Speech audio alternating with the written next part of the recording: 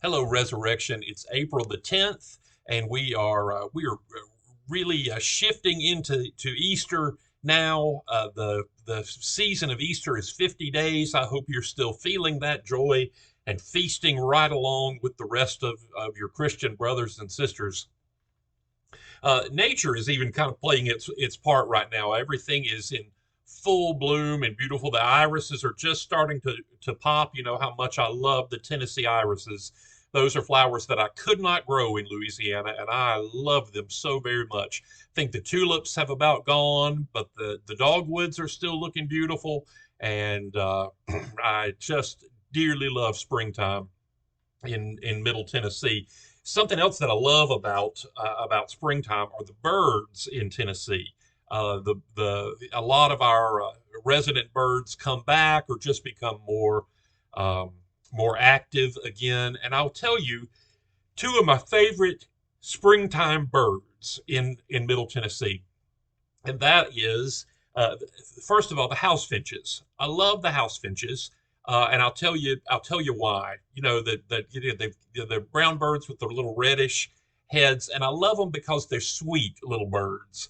They're listed by the bird people on the interwebs. They're listed as almost non-territorial. They're not very territorial kind of birds, and so when you see them, you see lots of them. They all get along. They're a big happy family. They share their food. They just love to congregate and get together. I'll look out in my backyard or in the backyard of the church, and there will be 50 of them out there just having a great time. The other bird that I really like are the eastern towhees. But you don't see many eastern towhees in the same place because they are the grouchiest, most territorial little birds you've ever seen in their lives. Even their little faces look grouchy. I think they're so funny. They crack me up. I love to watch them. And when you read about the eastern towhee, it's the internet says things like they are so territorial they will often exhaust themselves to the point of collapse in uh, in defending their territory, even from imaginary things. I mean, like a blowing leaf or a twig or something. They'll just have a fit that it's in their territory, and they'll completely exhaust themselves defending their little territory. I think they're so funny. They make grouchy little noises at each other, and they chase everything away out of there. And I was watching all the house finches over here this morning, and the one little male towhee over here having a fit because somebody was coming near his spot. I thought, now doesn't that sound like church people?